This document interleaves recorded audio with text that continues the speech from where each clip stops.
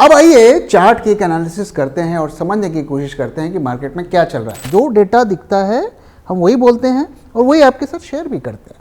इससे ऊपर मार्केट जाने के लिए मार्केट को फ्रेश ट्रिगर्स चाहिए कि चाइनीज मार्केट और इंडियन मार्केट में जो वैल्यूएशंस का गैप था, क्यों नहीं आएंगे एफआई, जरूर आएंगे। तो ऐसे डेडली कॉम्बिनेशन में स्टॉक्स में हमेशा हमें जो सीधा बड़े traders, pro traders, FPI traders, उनको इम्पैक्ट करेगा। अगर आपने ऐसा किया तो ऑप्शंस मार्केट बर्बाद हो जाएगा। बाहर का पैसा हमें चाहिए, बिजनेसेस में भी चाहिए और हमारे मार्केट्स में भी चाहिए।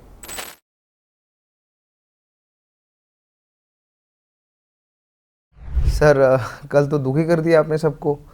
इतनी बुलिशनेस में आपने बेयरिश प्रेडिक्शन कर दिया। नहीं, देखिए हम डेटा पे जाते हैं और वो सारा डेटा हम आपके साथ शेयर भी करते हैं कि क्यों हम बुलिश हैं या क्यों हम बेरिश हैं। आप देखिए फरवरी एंड में इतना पेसिमिज्म था, इतनी बेरिशनेस थी, कोई भी अगर जाके ये कहता था कि मार्केट ऊपर जाएगा तो लोग उसे मारने काटने को दौड़ते थे।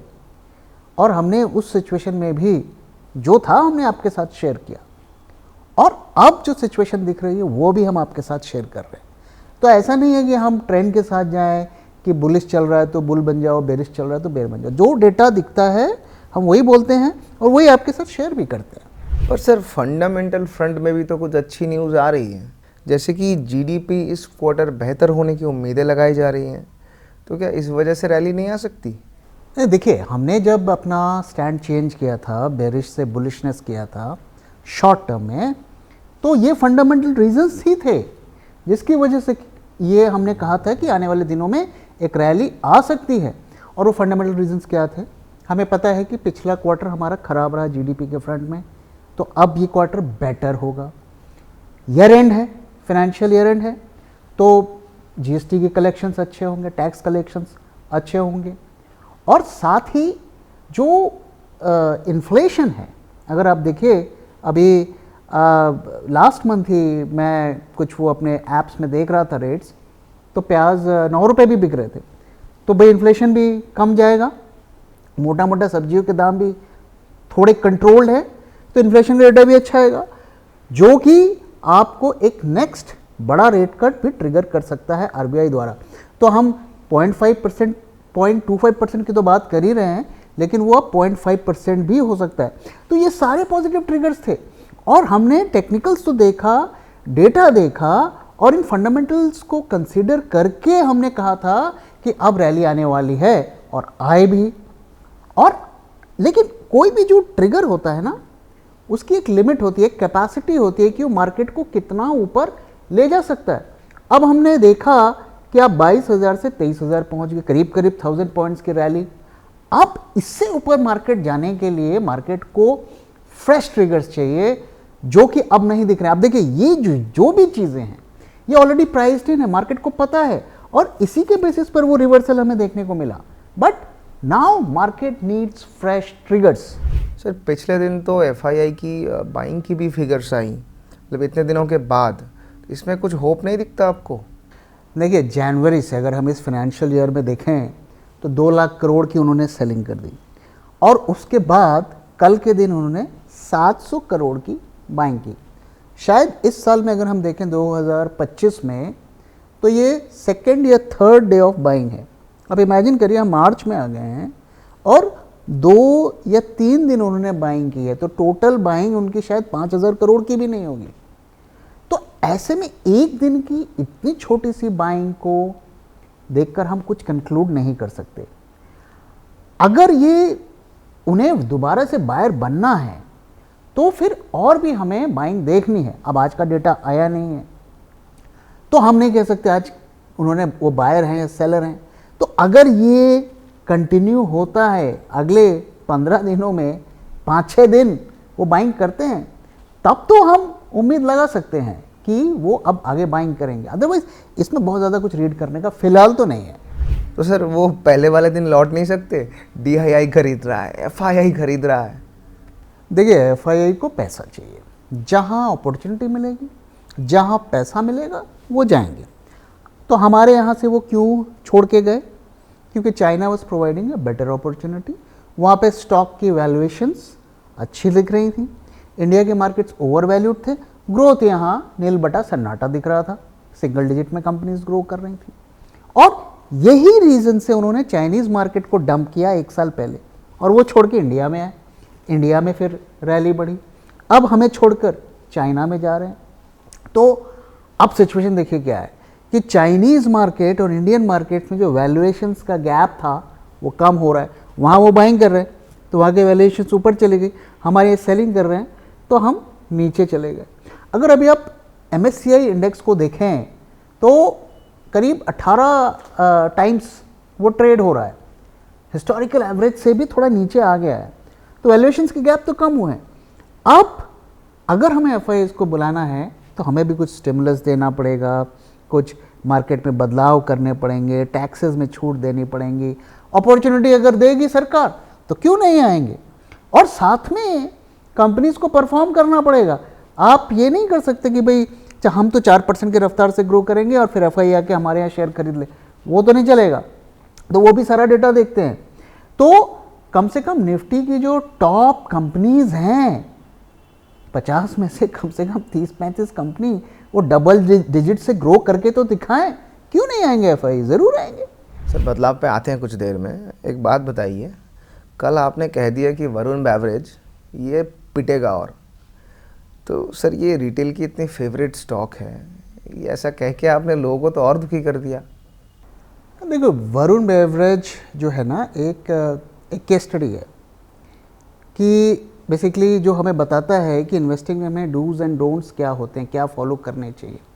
देखिए ये स्टॉक अच्छा स्टॉक है, अच्छा बिजनेस है, कोई फेक कंपनी तो है नहीं, और हम जानते हैं इनके फंडामेंटल्स के बारे में। अब इसका कहानी अगर आप देखिए क्या हुआ, तो 2021 में ये 85-90 रुपीज़ का स्टॉक होता था और 2024 में बुल मार्केट के पीक पे 7 गुना बढ़ गया, करीब 670 के आसपास स्टॉक चला गया। और उसके बाद गिरावट हुई, सभी स्टॉक गिर रहे थे, 35% गिर गया, 470 तक चला गया और अब वापस से रिकवर हो रहा है। तो अब इस स्टॉक में प्रॉब्लम क्या है? इस स्टॉक में प्रॉब्लम ये है, एक तो ये हमेशा न्यूज़ में रहता है, रिटेल का काफ़ी फेवरेट है, काफ़ी लोग इसके बारे में बात करते हैं, और रिटेल की ओनरशिप काफ़ी ज़्यादा बढ़ी पिछले 1-1.5 साल में अगर हम बात करें। तो अगर आप इसको 2023 से 2024 का डेटा देखें, सितंबर टू सितंबर, इसी दौरान बुल मार्केट अपने पीक पर था, तो इस दौरान अगर आप देखें तो FIIs ने करीब 3% अपनी पोजीशंस को घटाई, सेल किया, क्योंकि स्टॉक बहुत ज़्यादा रिटेल के फेवरेट्स में आ गया था। और उसी दौरान DIIs ने अपनी पोजीशन बढ़ाई और रिटेल ने भी बढ़ाई। अब स्टॉक की वैल्यूएशंस अनरियलिस्टिक लेवल्स तक चली गई। तो ऐसा मैं क्यों कह रहा हूँ? क्योंकि अगर आप इसके कैश फ्लो को देखें, वो करीब 3380 करोड़ बनता है, और अगर इसका आप करंट मार्केट कैप देखेंगे तो 1.82 लाख करोड़ बनता है, करीब 55 टाइम्स जो उसके कैश फ्लो से मार्केट कैप का रिलेशन है।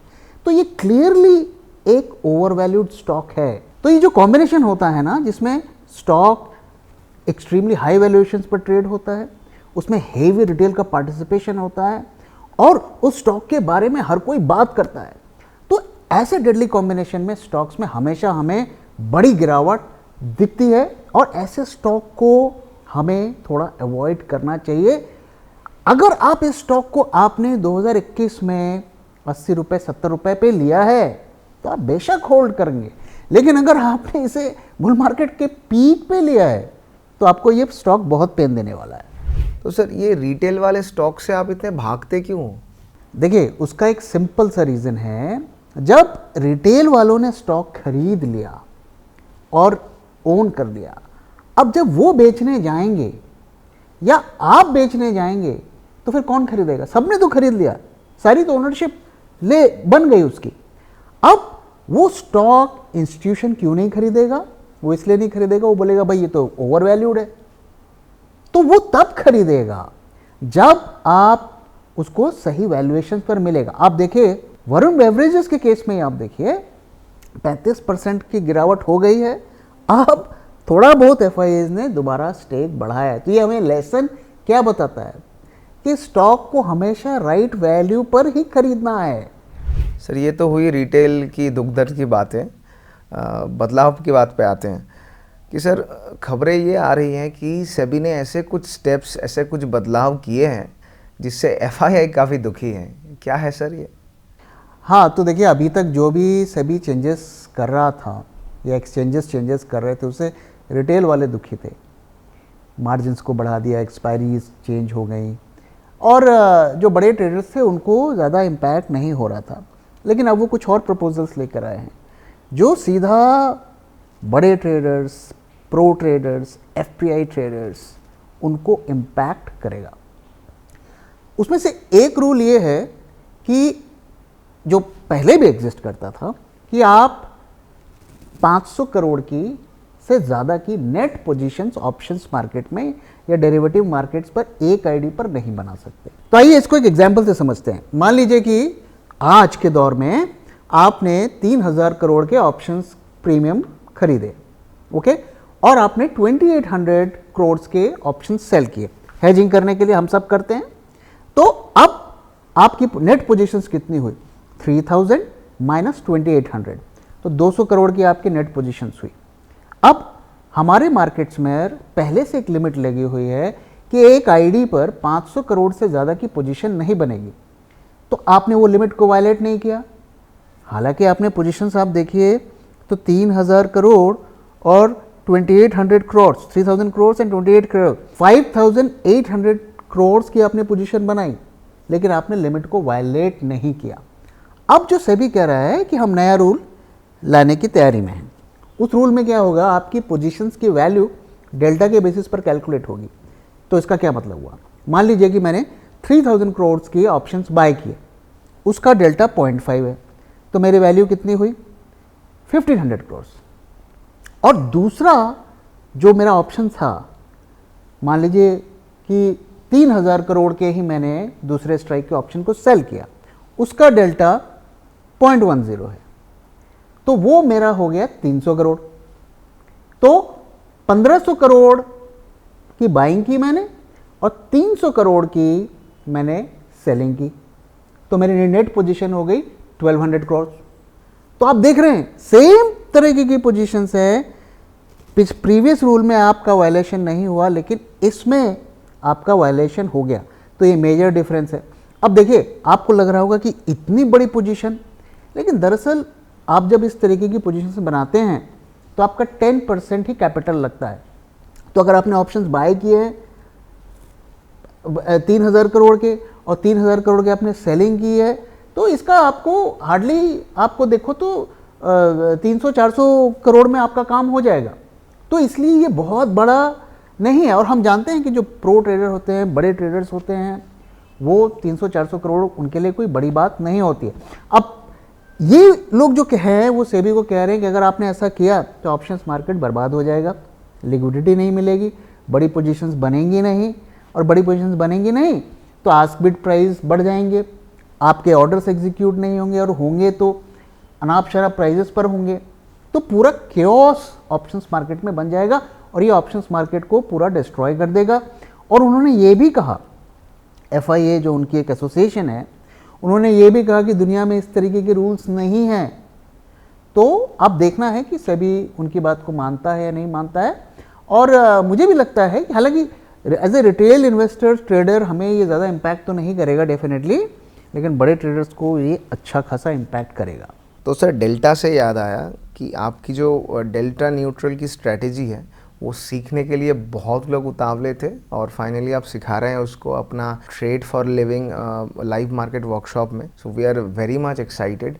तो जिन लोगों ने अभी तक रजिस्टर किया नहीं है तो डिस्क्रिप्शन में जाइए, वहाँ पे लिंक है, ज्वाइन द इवेंट इमीडिएटली, क्योंकि अर्ली बर्ड का ऑफर अभी भी चल रहा है। एनीवे सर, मिस्टर राजेश ने एक सवाल पूछा है आपको कि US market recently started down trend, will that have negative impact on Indian market और our market will go up even USA market continues to crash further? Okay, so दो situations हैं। पहली चीज़ ये कि यूएस मार्केट्स गिरते हैं और normal correction होता है, तो वो इंडिपेंडेंटली हो सकता है। मान लीजिए यूएस मार्केट 4-5% गिर गए, हमारे मार्केट 4-5% बढ़ गए, दिस इज़ परफेक्टली पॉसिबल, इसमें कोई प्रॉब्लम नहीं है, ये हो सकता है, पास्ट में भी हुआ है, अभी कुछ टाइम पहले भी हुआ है। बट अगर वहाँ के मार्केट्स क्रैश होते हैं, यानी कि 20% 25% से ज़्यादा गिरावट हो जाती है और तेज़ी के साथ होती है, तो उस सिचुएशन में हम नहीं कह सकते कि हमारे मार्केट्स बचेंगे। पूरा दुनिया का फाइनेंशियल सिस्टम इंटरलिंक्ड होता है, यहाँ तक कि अगर यूएस के बैंक्स 2-4 गिर जाते हैं तो हमारे बैंक्स में भी उसका इम्पैक्ट पड़ता है। तो इसलिए ये कहना, जो एक वर्ड होता है डीकपलिंग, कि नहीं नहीं जी अब तो जी इंडिया में तो जी अब कुछ नहीं, अब हम तो अपना ही चलाएंगे, तो ये सोचना बेवकूफ़ी है। और एक और चीज़ ध्यान में रखिए कि बहुत से लोग अभी कुछ टाइम पिछले साल तक ये कहते थे कि नहीं नहीं अब हमें एफआई की कोई ज़रूरत नहीं है और अब तो रिटेल वाला ही चलाएगा हमारे मार्केट्स। तो भाई रिटेल तो एफआई के आने से पहले भी मौजूद था, तो उससे पहले मार्केट्स क्यों नहीं चलते थे, वही लोग थे। तो जब तक बाहर का पैसा मार्केट्स में नहीं आता है तब तक मार्केट्स ग्रो नहीं करते हैं। अब देखिए चाइना का मार्केट, कितनी उसमें हमें शार्प करेक्शन देखने को मिल रही थी, जैसे ही एफआई वहाँ गए वहाँ के मार्केट में हरियाली हरियाली आ गई। तो ये कहना कि हम तो जी इंडिपेंडेंटली चलाएंगे, हमारी इकॉनमी भी इंडिपेंडेंटली चलाएंगे और हमारे मार्केट्स भी इंडिपेंडेंटली चलाएंगे, तो ये संभव नहीं है। बाहर का पैसा हमें चाहिए, बिजनेसेस में भी चाहिए और हमारे मार्केट्स में भी चाहिए। तो सर लास्ट कुछ दिन से मार्केट ग्रीन में बंद हो रहे हैं, तो सर अगला कुछ दिन का व्यूज़ अगर आप डिटेल में थोड़ा समझा दें सर। हाँ, कल के वीडियो में हमने डिटेल में बताया, लेकिन कल के वीडियो में हमने चार्ट की एनालिसिस नहीं की। तो आप बोर्ड पे चलो, मैं वहाँ पर आपको चार्ट में दिखाता हूँ कि क्या किया जा सकता है। बिल्कुल सर, चलते हैं बोर्ड पे। तो कल के वीडियो में दोस्तों हमने आपको काफ़ी सारा डेटा दिखाया और ख़ास करके हमने फ्यूचर्स के ओआई डेटा को दिखाया और बताने की कोशिश की कि किस तरीके से हमें वहाँ पर आज भी शॉर्ट पोजीशंस बनती हुई दिख रही हैं। साथ ही हमने विक्स का डेटा भी आपको दिखाया कि क्यों विक्स आने वाले दिनों में बढ़ेगा। और आज मैं आपको ऑप्शंस का डेटा दिखाने वाला हूँ, साथ ही चार्ट्स की भी हम क्विकली एक एनालिसिस करेंगे। तो ऑप्शंस के डेटा में हमें क्या दिखता है, आइए देखते हैं। तो ये कंपैरिजन है कल से आज तक का। यहाँ पर हमें क्या देखने को मिलता है, तो ये एक्सपायरी, जो इस महीने की एक्सपायरी है उसमें हमें क्या दिखता है वो मैं दिखा रहा हूँ, और साथ में अगर मैं सारे एक्सपायरी में देखूँ तो वहाँ पे किस तरीके की पोजीशंस हमें देखने को मिल रही है। तो कल के दिन अगर आप देखिए तो 27 मार्च के एक्सपायरी की निफ्टी में कॉल साइड में इतना ओआई था, पुट साइड में इतना ओआई था, और आज का ओआई यहाँ पे आप देख सकते हैं। तो नेट अगर मैं देखूं तो कितने कॉल्स की एडिशन हुई है करंट एक्सपायरी में, तो आप देख सकते हैं करीब 23.18 लाख की पोजीशंस ऐड हुई हैं, फ्रेश पोजीशंस ऐड हुई हैं, और पुट साइड में भी लगभग उतनी, उससे थोड़ी ज़्यादा हुई हैं। तो यहाँ पर हमें कांटे की टक्कर है, लेकिन पुट्स की पोजीशन थोड़ी सी ज़्यादा है। तो यहाँ पर हमें मॉडरेटली बुलिश, हल्की फुल्की बुलिशनेस दिख रही है। ऑब्वियसली इतना मार्केट ऊपर जाएगा तो पोजीशंस थोड़ी आपको बेटर दिखेंगी। और वहीं अगर मैं टोटल एक्सपायरीज का डेटा लूँ तो हमें क्या देखने को मिलता है, तो कॉल साइड पे अगर मैं देखूं कल से आज को कंपेयर करूं तो करीब 2.86 करोड़ का ओपन इंटरेस्ट ऐड हुआ है कॉल साइड में, और पुट साइड में 1.35 करोड़ का करीब ऐड हुआ है। तो क्लियरली आप देख सकते हैं कल से आज में टोटल अगर मैं एक्सपायरीज की बात करूं तो इतने कॉल्स की एडिशन हुई है और कम पुट्स का एडिशन हुआ है। अब जो लोग ऑप्शंस में काम करते हैं, एक्सपीरियंस्ड है, वो जानते हैं कि जब कॉल्स की पोजीशंस में ज़्यादा बढ़ोतरी होती है तो ये हमें बेरिशनेस इंडिकेट करता है, और पुट्स में जब ज़्यादा एडिशंस होते हैं तो वो हमें बुलिशनेस इंडिकेट करता है, क्योंकि जो सेलर होता है उसे बायर से स्मार्ट समझा जाता है, तो उसके एक्शंस को मार्केट ट्रैक करता है। और हम जानते हैं जो कॉल सेलर होता है वो बेरिश होता है और जो पुट सेलर होता है वो बुलिश होता है। तो ओवरऑल पुट कॉल रेशियो भी अगर आप देखें, कल से आज का कंपैरिजन करें तो 0.09 जो है इसमें डाउन हुआ है, गिरावट हुई है। तो पुट कॉल रेशियो गिरना is a sign of bearishness. तो ओवरऑल इसका समरी क्या है? इसका समरी क्या है कि नियर टर्म में, एक्सट्रीम नियर टर्म में हल्की बुलिशनेस दिख रही है, लेकिन अगर हम थोड़े बिगर टाइम फ्रेम में देखें तो वहां पर बेरिशनेस दिख रही है। अब आइए चार्ट की एक एनालिसिस करते हैं और समझने की कोशिश करते हैं कि मार्केट में क्या चल रहा है। उससे पहले टर्नओवर की थोड़ी बात करते हैं। आज का टर्नओवर काफ़ी अच्छा रहा। कल के कंपैरिजन में आज का टर्नओवर ज़्यादा था। कल करीब हमने एनएसई में 89,000 करोड़ का टर्नओवर किया और आज 1.03 लाख से ज़्यादा का टर्नओवर किया। तो आप देखिए, कल जितनी तेज़ी दिखी थी आज उतनी तेज़ी हमें नहीं दिखी मार्केट में, लेकिन कल का टर्नओवर कम था, आज का ज़्यादा है। और आज के चार्ट में भी अगर आप देखेंगे तो थोड़ा सा ऊपर के लेवल से रेजिस्टेंस फेस होता हुआ दिखा। तो ये क्लियरली क्या इंडिकेट कर रहा है कि थोड़ा सा सेलिंग का प्रेशर यहाँ पे देखने को मिल रहा है। साथ ही आज एक्सपायरी भी थी, तो एक्सपायरी के दिन कारोबार ज़्यादा होता है, हम जानते हैं। तो ओवरऑल अगर हम चार्ट को देखें तो यहाँ पर हमें क्या देखने को मिलता है? तो पहली चीज़ कि ये डाउनवर्ड स्लोपिंग चैनल पे प्राइजेस चल रहे हैं, मैंने पहले भी आपको दिखाया है। तो यहाँ पर क्या देखने को मिलता है? ये ऊपर जाता है, यहाँ से रेजिस्टेंस फेस करता है, फिर ऊपर जाता है, रेजिस्टेंस फेस करता है, फिर ऊपर जाता है, रेजिस्टेंस फेस करता है, और फिर वापस ये यहाँ पर पहुँच गया है। तो उम्मीद है कि यहाँ पर भी रेजिस्टेंस फेस करके वापस नीचे आएगा। अब एक और चीज़ मैं आपको दिखाता हूँ कि यहाँ पर अगर आप देखें तो एक गैप क्रिएट हुआ, फिर उसके बाद यहाँ पर एक गैप क्रिएट किया गया। हम जानते हैं कि जब गैप क्रिएट होता है तो अगले कुछ दिनों में या एक आध हफ्ते के अंदर वापस से उस गैप को फिल करता है। ये मार्केट का कैरेक्टर होता है। और यहाँ पे आप देखिए कि इसने दोबारा उन गैप्स को फिल किया और इस गैप को भी फिल कर दिया। और एक और चीज़ को नोट करिए, उसी लेवल पर वो गैप्स भी लगभग क्रिएट कर रहा है। तो जब ऊपर जा रहा है तो गैप्स को क्रिएट करते हुए जा रहा है और चांसेस आर वेरी स्ट्रॉन्ग कि दोबारा वो आएगा इस गैप को फिल करने के लिए। तो ये भी हमें इंडिकेट कर रहा है कि आने वाले कुछ दिनों में वापस से प्राइजेस नीचे आएंगे। अब यहाँ पर दो सिचुएशंस को हम देखते हैं कि मार्केट बुलिश कब होगा और बेरिश कब होगा। तो अगर ये प्राइजेस नीचे आते हैं, ये गैप यहाँ पर फिल होता है और वापस से यहाँ पर प्राइजेस जाते हैं, तो हम 500 से 600 पॉइंट की फर्दर रैली देख सकते हैं और प्राइजेस इस लेवल तक जा सकते हैं, यानी कि 23,900 के लेवल तक जा सकता है, जिसकी लाइक्लीहुड पॉसिबिलिटी कम है। और दूसरा जो बेरिश सिचुएशन है, बेरिश सिचुएशन में हम क्या देखना चाहेंगे?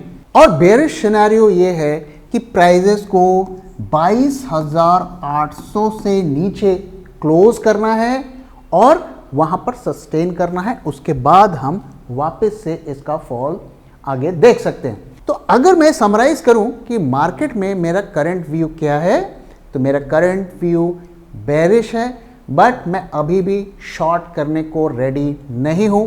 मैं एक बड़ा फॉल देखना चाहता हूं और पहला साइन होगा 22,800 से नीचे की क्लोजिंग विथ हाई वॉल्यूम। अगर ऐसा होता है तो मैं अपने शॉर्ट्स को एक्टिवेट करूंगा। तो दोस्तों, इसी के साथ इस वीडियो को मैं यहाँ पे खत्म कर रहा हूँ। वीडियो कैसा लगा जरूर बताइएगा और अपना फीडबैक भी शेयर करना मत भूलिएगा और अपना मार्केट के बारे में आपका क्या ओपिनियन है वो भी जरूर शेयर करिएगा। So thank you very much for watching and thank you for your time.